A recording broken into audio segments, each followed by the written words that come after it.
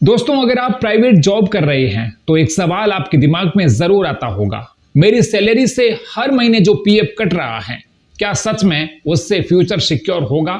क्या कोई फायदा होगा? अगर मैंने सिर्फ 5 साल नौकरी की तो क्या मुझे पेंशन मिलेगी? अगर हां तो कितनी? और 5 साल में आखिर मेरा फंड कितना बनेगा?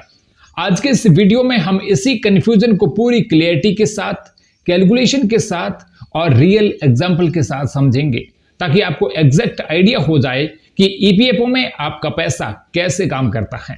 इसके लिए वीडियो को एंड तक जरूर देखें और यदि आप चैनल पर पहली बार आए हैं तो सब्सक्राइब करके नोटिफिकेशन ऑन कर दें, जिससे आने वाली हर एक वीडियो की अपडेट आपको समय पर मिलती रहे।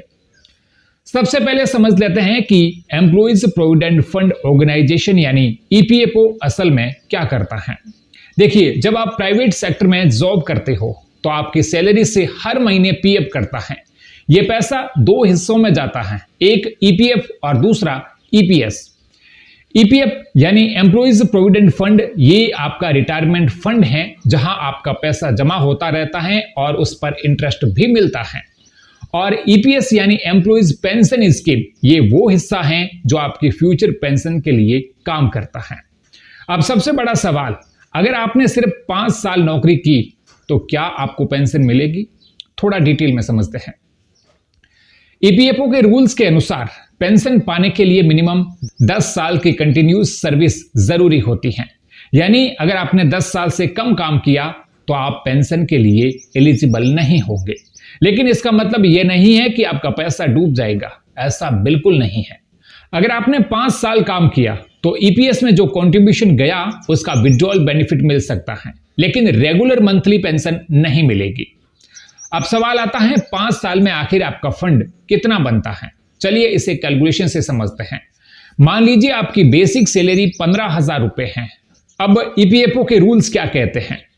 आपकी बेसिक सैलरी का 12% एम्प्लॉय कंट्रीब्यूट करता है और उतना ही कंपनी भी कंट्रीब्यूट करती है। तो 15,000 का 12% हुआ 1,800 रुपए। यानी हर महीने आपके सैलरी से 1,800 रुपए कटे और कंपनी ने भी 1,800 रुपए दिए। लेकिन यहां एक ट्विस्ट है, कंपनी का पूरा 1,800 रुपए ईपीएफ में नहीं जाता। इनमें से 8.33% ईपीएस यानी एम्प्लॉइज पेंशन स्कीम में चला जाता है और बाकी ईपीएफ में। मतलब 1,250 रुपए ईपीएस में जाते हैं और करीब 550 रुपए ईपीएफ में। तो अब टोटल ईपीएफ कंट्रीब्यूशन हुआ आपका 1,800 रुपए प्लस एम्प्लॉयर यानी कंपनी का 550 रुपए, यानी 2,350 रुपए पर मंथ। अब इसे सालाना देखें तो करीब 28,200 रुपए पर ईयर और 5 साल में 1,41,000 रुपए। ये अमाउंट सिर्फ प्रिंसिपल है, इसमें इंटरेस्ट शामिल नहीं है। अब बात करते हैं इंटरेस्ट की। ईपीएफओ हर साल इंटरेस्ट देता है जो अभी लगभग 8.25% के आसपास है। ये रेट हर साल बदल सकती है। अगर हम एवरेज इंटरेस्ट को इंक्लूड करें तो 5 साल में आपका फंड लगभग 1,70,000 रुपए के आसपास पहुंच सकता है।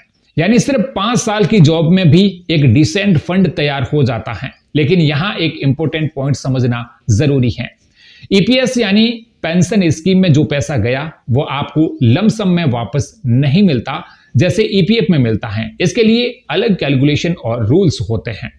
अगर आपने 10 साल से कम सर्विस की तो आप विड्रॉल बेनिफिट ले सकते हैं, जो ईपीएफओ की प्री डिफाइंड टेबल के अनुसार मिलता है। अब यहां एक प्रैक्टिकल सवाल, अगर आपने 5 साल काम किया और फिर जॉब छोड़ दी तो क्या करना चाहिए? आपके पास में 2 ऑप्शन होते हैं। पहला, आप अपना ईपीएस अमाउंट विड्रॉ कर सकते हैं और दूसरा, आप इसे ट्रांसफर करके आगे की जॉब में कंटिन्यू रख सकते हैं। और ऑनेस्टली अगर आप फ्यूचर में जॉब कंटिन्यू करने वाले हैं तो ट्रांसफर करना ज्यादा समझदारी भरा डिसीजन होता है, क्योंकि इससे आपकी सर्विस ड्यूरेशन बढ़ती है और आप 10 साल का क्राइटेरिया पूरा कर सकते हैं। अब एक और इंपॉर्टेंट चीज, बहुत लोग सोचते हैं कि उनकी सैलरी ज्यादा है तो पीएफ भी उसी हिसाब से कटेगा, लेकिन रियलिटी थोड़ी अलग है।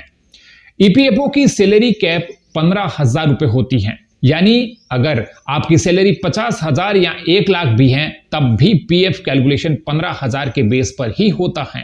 तो ओवरऑल समझिए, 5 साल की जॉब में आपको पेंशन नहीं मिलेगी क्योंकि 10 साल की मिनिमम सर्विस जरूरी है, लेकिन आपका ईपीएफ फंड अच्छा खासा बन जाता है और उस पर इंटरेस्ट भी मिलता है जो लॉन्ग टर्म में कंपाउंडिंग इफेक्ट देता है। और अगर आप स्मार्ट तरीके से जॉब कंटिन्यूली मेंटेन करते हैं और पीएफ को ट्रांसफर करते रहते हैं तो यही छोटा छोटा कंट्रीब्यूशन आगे चलकर एक बड़ा रिटायरमेंट कॉर्पस बना सकता है। तो दोस्तों, पीएफ को सिर्फ एक कटौती मत समझिए, ये एक्चुअली आपका फ्यूचर इन्वेस्टमेंट है।